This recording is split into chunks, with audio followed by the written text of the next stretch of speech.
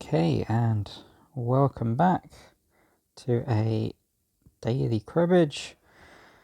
We're against Ken, and we start off as pawn, ace, ace, 3, 5, 10, king.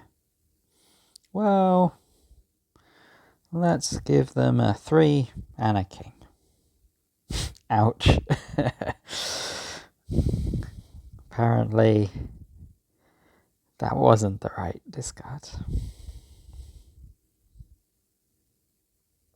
Oh, well, we do get a fair number of points on the play, so can't complain too much there.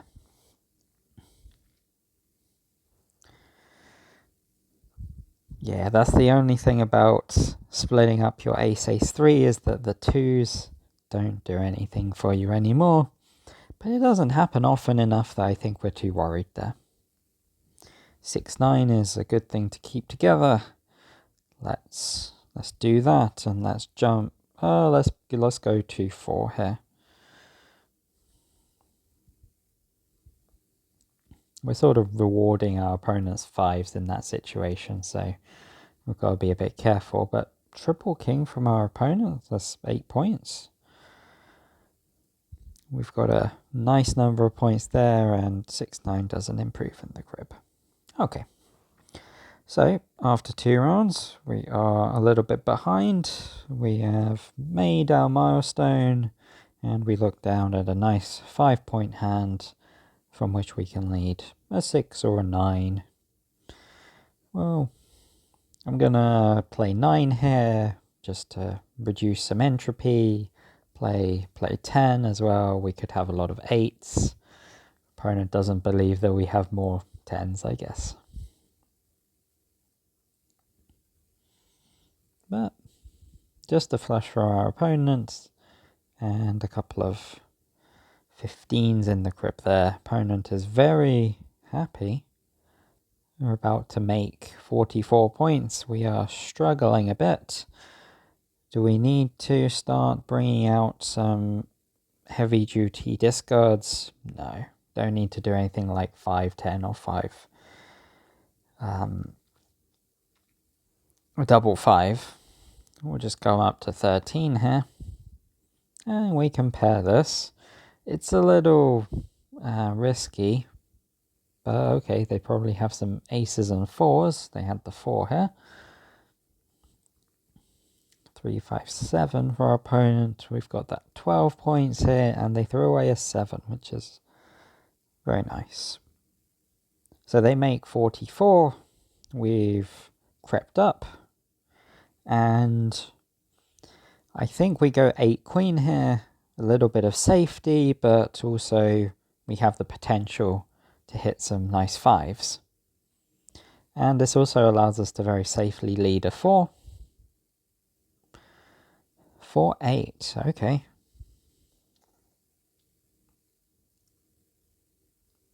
Four, 8. Well, I don't think we're going 6 here very often, so let's just go the other 4.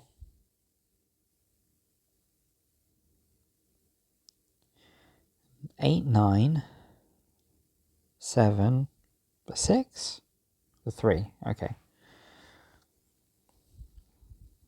So 7, 8, 9, double 3 for 9 points, not 7. There's a double 3, 9 in there for 15. They've got 61. 61 plays 56. And I'd really like to not discard 8 king to the crib, or well, 3, 4 seems okay. I can't keep everything that I want to keep together, so we'll go 3, 4, and hopefully we'll hit some nice top cards. 8 is a reasonable top card. It's not the best, but it'll do.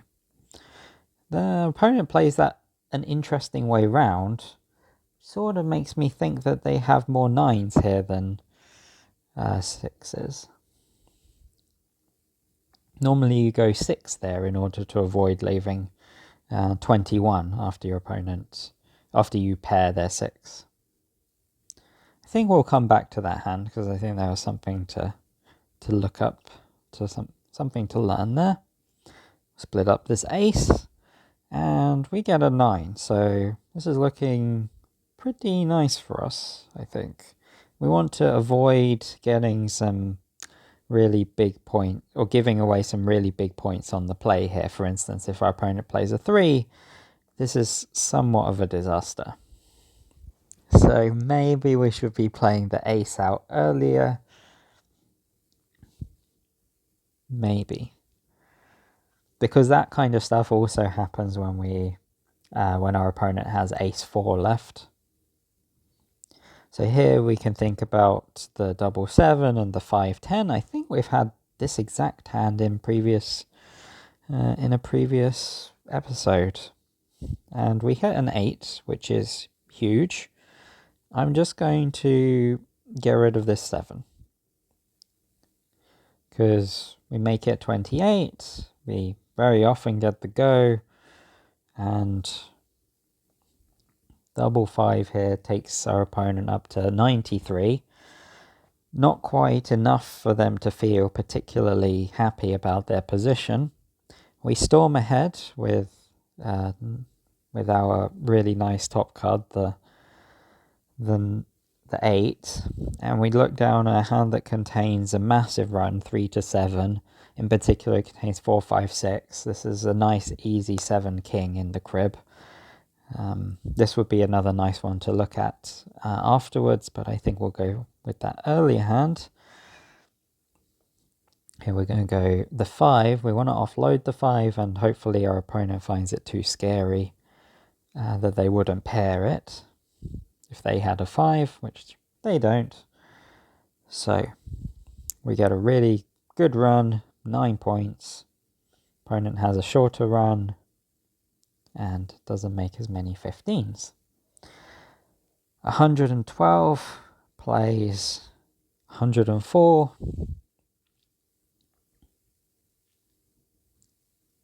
I think we just go for the points here. 6-9. We do have lots of 10s left in our hand. The 5 is also technically not the best for us here. This is very tricky because there are quite a lot of things that could go wrong. Queen 10 from our opponent. 9. Maybe another queen? No, a jack. Okay. So not quite enough to go out. I didn't pay attention to a flush though. They could have had a flush and they would have won. Okay. Opponent says good game. I just want to check out the scores. So we got a little bit on the play. We had some nice hands and our cribs were pretty much the same. Let's jump back to that one hand earlier. So this is the our opponent's at 63. It's their pawn. They're trying to get to 70. We're the dealer. We're at 58. We're trying to stop them from getting to 70. And so far our opponent's shown 9 and 6. Well, they led the 9. We made 15 with our 6, and they've paired our 6 and left the total at 21. So this is the thing which is quite interesting, is if you have 6-9 in your hand, you often lead the 6 first, because if you play 6, they play 9 to make 15, and you pair their 9, you're left on 24, which is not 21. So all of the 10s in our opponent's hand don't make it 31. But here we've gone 9-6-6, which leaves us on 21, which gives us a very easy 31 with our 10.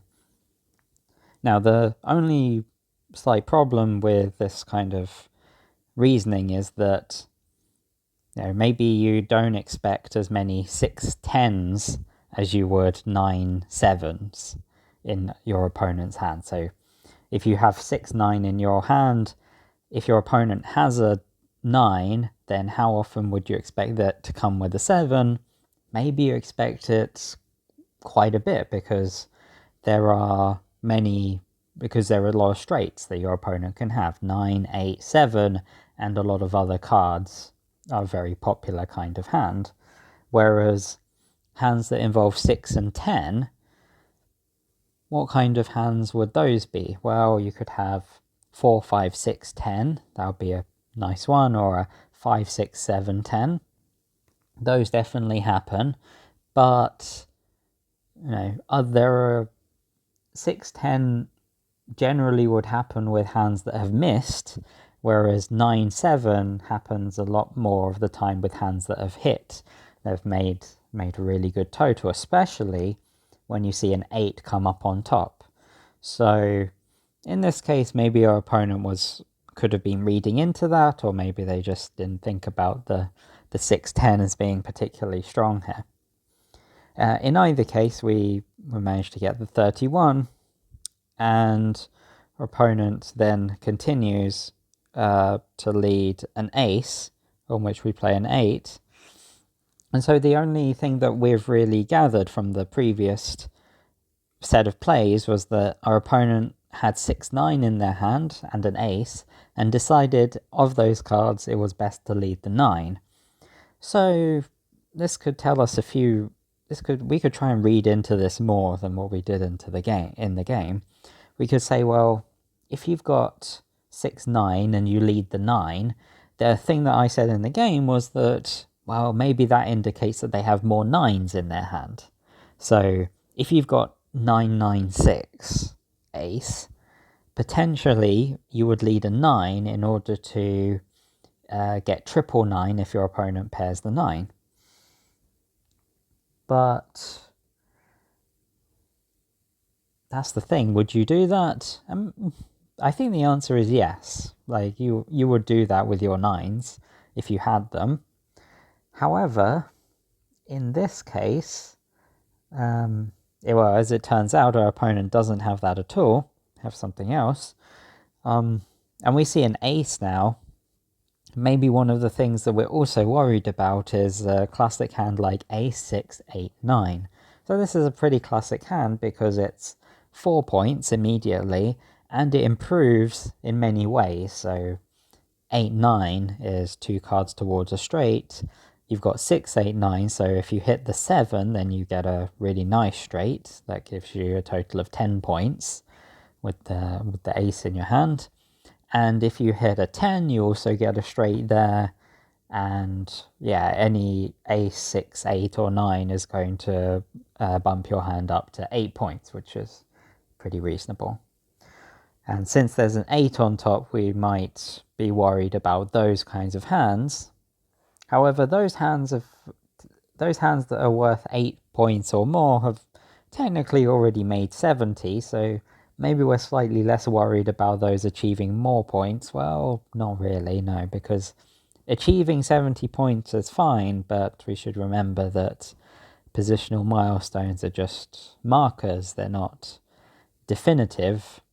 The positive skew of the number of points you score is probably going to slow down the scoring in the future. So if our opponent only just makes 70 points in the future, they might be struggling. Like 50% of the time or more, they're not going to make the next positional milestone. So we do want to target those hands that have made 8 points. That's the point I want to make. So in order to target those hands, maybe we want to be playing the 9 here, because they probably have, I don't know whether they have fewer 9s or fewer 8s. I think the distributions are pretty close. Anyway, we play the 8, and our opponent ends up having a 5, which is kind of strange. I didn't really see that coming. It doesn't really do anything for the play though, and we leave peacefully. And overall, we had a pretty easy game after that point. The tides really began to turn, and we got some nice hands to put us well ahead. All right, nice game today, and I will see you next time.